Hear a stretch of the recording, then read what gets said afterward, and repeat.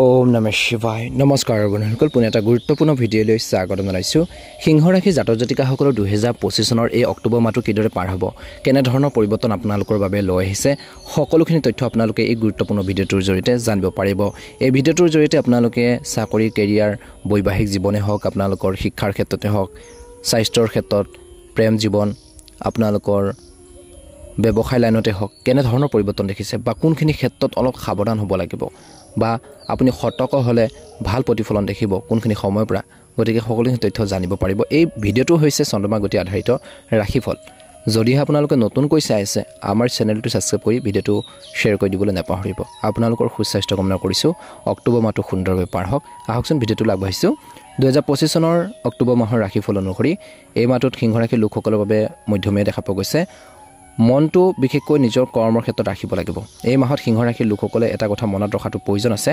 নিজৰ মনটো বিশেষকৈ নিজৰ লক্ষ্যৰ ওপৰত গুৰুত্ব দিয়ক বুলি কৈছে কৰ্মৰ ক্ষেত্ৰত বা ব্যক্তিগত জীৱনত কৰ্মৰ ক্ষেত্ৰত বা বিশেষকৈ আপোনালোকৰ ব্যক্তিগত জীৱনত কিছুমান প্ৰত্যাহ্বানৰ সৃষ্টি হ'লে ধৈৰ্য আৰু বিবেচনাৰে সেইবোৰ অতিক্ৰম কৰিব পাৰিব সিংহ ৰাশিৰ জাতক জাতিকাসকলে একেদৰে বিশেষকৈ কৈছে যে ব্যৱসায়টো আপুনি দেখিব যে আপুনি এসময়ত কঠিন বুলি ভবাৰ যি লক্ষ্যবোৰ বা টান বুলি ভবাৰ লক্ষ্যবোৰ মাত্ৰ অলপ কষ্টৰে সাধনযোগ্য হৈ পৰিব পাৰে গতিকে চেষ্টা কৰক চেষ্টা হয়তো একো নাই গতিকে ধ্যান ৰাখিব মাত্ৰ কিন্তু দ্বিতীয় সপ্তাহত এজন প্ৰভাৱশালী ব্যক্তিৰ সহায়ত নতুন উপাৰ্জনৰ উৎসৱৰ সৃষ্টি হোৱাৰ সম্ভাৱনা আছে কিবা ভাল যদি অপৰচুনিটি আহে সুযোগ সুবিধা আহে সেইখিনি হাতৰ পৰা যাবলৈ নিদিব আপুনি হয়তো আপোনালোকৰ সন্তানৰ পৰাও বিবাহিত লোকসকলে কিছু ভাল খবৰ শুনিব পাব পাৰে বুলি কৈছে আদালতৰ গোচৰৰ সিদ্ধান্ত আপোনালোকৰ পক্ষত আহিব পাৰে বা আপোনাৰ বিৰোধীসকলে আপোনালোকক আলোচনা কৰিবলৈ বিশেষকৈ আপোচৰ আলোচনা কৰিবলৈ আগবাঢ়ি আহিব পাৰে পৰীক্ষা বা প্ৰতিযোগিতামূলক পৰীক্ষাৰ বাবে প্ৰস্তুতি চলোৱা বা কৰ্মসংস্থাপন বিচাৰকসকলে হয়তো মাহৰ শেষৰ ফাললৈ কিছু ভাল খবৰ লাভ কৰিব পাৰে বুলি কৈছে কষ্ট কৰিব লাগিব মাৰ্কেটত বা বজাৰত আবদ্ধ হৈ থকা ধনো এই সমস্যাত অভাৱনীয়ভাৱে মুকলি হ'ব পাৰে এই মাহত আপুনি হেৰুৱাৰ প্ৰেম পুনৰ লাভ কৰাৰ পিছত আপোনালোকৰ ৰোমান্টিক সম্পৰ্কত কিছু ভুল বুজাবুজি সমাধান কৰাৰ পিছত বিশেষকৈ নিজৰ ভিতৰত এক ইতিবাচক পৰিৱৰ্তন অনুভৱ কৰিব পাৰে প্ৰেমৰ সম্পৰ্কক বিশেষকৈ এই মাহত মজবুত কৰি ৰাখিবলৈ এই মাহৰ প্ৰথম সপ্তাহটোত পুৰণি বিবাদ পুনৰ জগাই তোলাৰ পৰা বিৰত থাকক যাতে আগৰ কথাবোৰ মনত পেলাই বা কিছুমান ডিসকাস কৰি পেলাই আপোনালোকৰ মাজত সমস্যাৰ সৃষ্টি কৰিব নালাগে ধ্যান ৰাখিব বিৰত থাকিবলৈ দিছে আপোনালোকৰ বৈবাহিক জীৱনত সম্প্ৰীতি বজাই ৰাখিবলৈ জীৱন সংগীৰ প্ৰয়োজনীয়তাৰ সম্পূৰ্ণ যত্ন ল'ব লাগিব স্বাস্থ্যৰ দৃষ্টিকোণৰ পৰা এই মাহৰ প্ৰথম সপ্তাহটো স্বাভাৱিক পাৰিলে আপোনালোকে এই মাহৰ প্ৰথম সপ্তাহটোত প্ৰতিকাৰ স্বৰূপে উদীয়মান সূৰ্য দেৱতাক পানী আগবঢ়াওক আৰু আদিত্য হৃদয় স্তূপ আপোনালোকে পাঠ কৰিলেও উপকৃত হ'ব এই মাহৰ দ্বিতীয় সপ্তাহটোত বিশেষকৈ সিংহ ৰাশিৰ লোকসকলৰ বাবে ধন সম্পত্তি বৃদ্ধি প্ৰতিপত্তি সম্পৰ্কৰ শক্তিশালী হোৱাৰ সময় বুলি প্ৰমাণিত হ'ব পাৰে মাহৰ এই দ্বিতীয় সপ্তাহৰ আৰম্ভণিতে দীৰ্ঘদিনীয়া বিশেষকৈ পাৰিবাৰিক বিবাদৰ সমাধান হোৱাৰ লগে লগে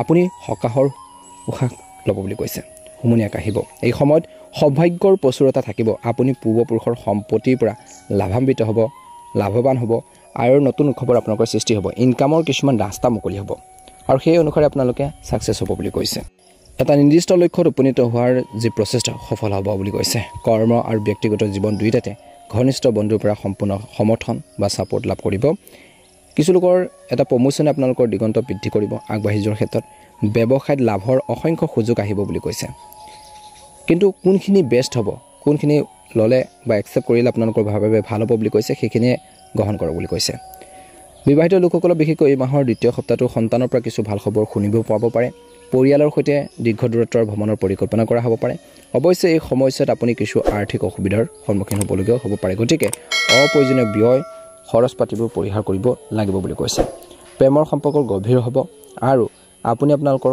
সংগীৰ সৈতে মান সম্পন্ন সময় কটাব যদি আপুনি বিয়াত একত্ৰিত হোৱাৰ সপোন দেখিছে যিসকলে তেন্তে এই সপোন বাস্তৱায়িত হ'ব পাৰে বৈবাহিক দম্পতীয়ে বিবাহিত যিসকল লোক আছে তেওঁলোকে সুখী জীৱনৰ অভিজ্ঞতা লাভ কৰিব স্বাস্থ্যৰ মোটামুটি এই মাহৰ দ্বিতীয় সপ্তাহটোৰ বিশেষকৈ মধ্যমীয়া দেখা পোৱা গৈছে তথাপি যত্ন ল'ব কিয়নো পুৰণি ৰোগৰ পুনৰ উৎখাত হোৱাৰ সম্ভাৱনা দেখা পোৱা গৈছে গতিকে এই দিশত কিন্তু অলপ গুৰুত্ব দি চলিব লাগিব প্ৰতিকাৰ স্বৰূপে এই মাহৰ দ্বিতীয় সপ্তাহটো দৈনিক ভগৱান গণেশক পূজা কৰক আৰু বিশেষকৈ বুধবাৰে গৰু এটাক বিশেষকৈ সেউজীয়া পশু খাদ্য খুৱাব লাগে আৰু বা তাৰ বাবে বিশেষকৈ আপোনালোকে কাৰোবাক বস্ত্ৰ বা আপোনালোকৰ অন্য দান কৰক নিশ্চয়কৈ অনুকূল ফলাফল লাভ কৰিবলৈ সক্ষম হ'ব এই মাহৰ তৃতীয় সপ্তাহটোত বিশেষকৈ সিংহ ৰাশিৰ লোকসকলৰ বাবে আৰম্ভণিতে তাৎক্ষণিক লাভৰ পূৰ্বানুমানিক লোকচানৰ পৰা হাত সাৰিব লাগে বুলি কৈছে তৎক্ষণাত ইনভেষ্ট কৰোঁতে সাৱধান হ'ব লাগিব খৰচ পাতি কৰোঁতে বহুত বেছি চাই চিতি কৰিব লাগিব।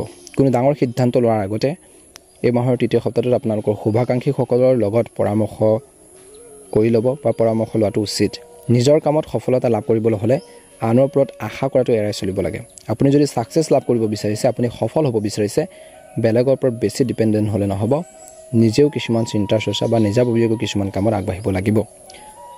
বৰঞ্চ সময়মতে কামবোৰ সম্পূৰ্ণ কৰিবলৈ নিজৰ প্ৰচেষ্টাত মনোনিৱেশ কৰক। বিশেষকৈ নিয়োজিত লোকসকলে কামৰ বোজাৰ পৰা কিছু পৰিমাণে সকাহ পাব। অৱশ্যে কামৰ লগতে স্বাস্থ্যৰ প্ৰতি তীক্ষ্ণ দৃষ্টি ৰাখিব লাগিব। ব্যৱসায় বা যিকোনো প্ৰকল্পত বিনিয়োগ কৰাটো পৰিহাৰ কৰক য'ত ধন হেৰুৱাৰ আশংকা থাকে। কৰ্মসংস্থাপন বিচৰাসকলে অলপ বেছি সময় অপেক্ষা কৰিব লাগিব। প্ৰেমৰ সম্পৰ্কত তৃতীয় পক্ষৰ প্ৰৱেশে মানসিক চাপৰ সৃষ্টি কৰিব পাৰে, টেনশ্যনত পেলাব পাৰে বুলি কৈছে। অত্যধিক আশা কৰিলেও অৱহেলাৰ সৃষ্টি হ'ব পাৰে। এনে পৰিস্থিতিত আপোনালোকৰ প্ৰেমৰ সম্পৰ্কত চিন্তাশীলভাৱে পদক্ষেপ লওক। এই মাহৰ তৃতীয় সপ্তাহটোৰ এই সময়খিনিত আপোনালোকৰ প্ৰেমৰ বা আপোনালোকৰ সম্পৰ্কৰ প্ৰতি সৎ হ'ব লাগিব। বৈবাহিক জীৱনৰ প্ৰতি সৎ হ'ব লাগিব। বিবাহিত লোকসকলে নিজৰ বৈবাহিক জীৱনত বিশেষকৈ সমন্বয় আনিবলৈ আপোনালোকৰ জীৱনসংগীৰ লাইফ পাৰ্টনাৰৰ প্ৰয়োজনীয়তাক আওকাণ নকৰিব। তেওঁলোকৰ মনৰ ভাৱবোৰ বুজিবৰ বাবেও চেষ্টা কৰিব লাগিব। স্বাস্থ্যৰ দৃষ্টিকোণৰ পৰা এই মাহৰ তৃতীয় সপ্তাহটোৰ অত্যন্ত সাৱধান হোৱাটো প্ৰয়োজন আছে। জীৱনশৈলী উন্নত কৰক আৰু খাদ্যাভ্যাসৰ প্ৰতি বিশেষ গুৰুত্ব দিয়ক। মাহৰ শেষৰ অৰ্ধত আপুনি মাতৃ স্বাস্থ্য পাতিৰ ক্ষেত্ৰত আপোনালোকে অলপ চিন্তিত হ'ব পাৰে। তেওঁলোকৰ হেল্থৰ প্ৰতি ধ্যান ৰাখিব।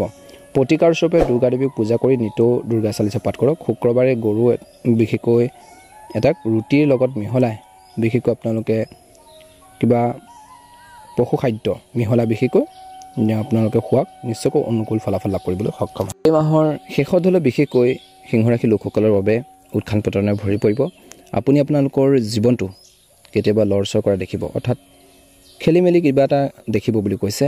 কেতিয়াবা আপুনি ছাকচেছ হৈছে, কেতিয়াবা আপুনি সফল হৈছে, কেতিয়াবা আপুনি বিফলো হ'ব পাৰে। গতিকে নিজৰ যি মনৰ যি শক্তি সেইখিনি ধৰি ৰাখিব লাগিব, হতাশ নহ'ব। মাহৰ এই সপ্তাহৰ আৰম্ভণিতে শেষত হ'লেও বিশেষকৈ অপ্ৰয়োজনীয় খৰচ বৃদ্ধি পোৱাৰ ইংগিত পোৱা গৈছে। গতিকে নিজৰ আৰ্থিক অৱস্থা সযতনে পৰিচালনা কৰাটো বুদ্ধিমানৰ কাম হ'ব। কৰ্মৰ ক্ষেত্ৰত সফলতা লাভ কৰিবলৈ হ'লে আপুনি আপোনালোকৰ ছিনিয়ৰ লগতে আপোনালোকৰ যি জুনিয়ৰ আছে সকলোৰে সৈতে কাম কৰিব লাগিব। সকলোৰে লগত মিলাপ্ৰীতি ভাৱ ৰাখিব লাগিব, অন্যথা আপুনি উল্লেখযোগ্য অসুবিধাৰ সন্মুখীন হ'বলগীয়া হ'ব পাৰে। গতিকে সেইখিনি কেপাচিটি নিজৰ লগত ৰাখিব লাগিব। খং ৰাগবোৰ পৰিহাৰ কৰিব লাগিব। উগ্ৰত যিকোনো কথা নক'ব, খঙত কথা নক'ব। যদি আপুনি অংশীদাৰিত্ব সম্পৰ্কীয় ব্যৱসায় চলাই আছে, পাৰ্টনাৰশ্বিপত যদি বিজনেছ বা কিবা এটা কাম কৰি আছে, তেন্তে বিত্তীয় যি বিষয়বোৰ আপোনালোকে স্পষ্ট কৰি ৰাখক, অন্যথা ইয়াৰ ফলত ডাঙৰ বিবাদৰ সৃষ্টি হ'ব পাৰে। সকলো হিচাপ নিকাচৰ পৰা ধৰি সকলোখিনি বিশেষকৈ আপোনালোকে আপোনালোকৰ মাজত ক্লিয়াৰ কৰি ৰাখিব, স্বচ্ছতা বজাই ৰাখিব।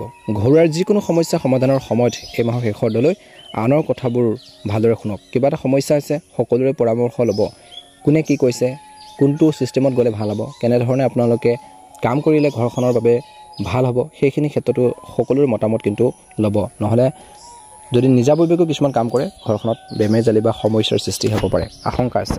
বিশেষকৈ আপোনালোকে ছ'চিয়েল মিডিয়াত এনে কথা কোৱাৰ বিশেষকৈ পোষ্ট কৰাৰ পৰা বিৰত থাকক, যিটো আপোনালোকৰ সম্পৰ্কৰ বাবে বা সমাজৰ বাবে আপোনালোকৰ সমস্যাৰ সৃষ্টি হয়।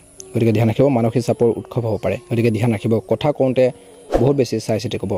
মাহৰ শেষৰ ফালেলৈ আপোনালোকৰ জীৱনসংগীৰ লগত কোনো কথাত মতানৈক্য হ'ব পাৰে। কিবা এটা সৰু সৰু কথা বতৰা কিন্তু সংঘাতৰ সৃষ্টি কৰিব পাৰে, কাজিয়া পেচালৰ সৃষ্টি কৰিব পাৰে। এনে পৰিস্থিতিত কিন্তু নিজৰ মনোবল মজবুত কৰি ৰাখিব লাগিব। অপ্ৰয়োজনীয় তৰ্কৰ পেচালবোৰ পৰিহাৰ কৰিব লাগিব।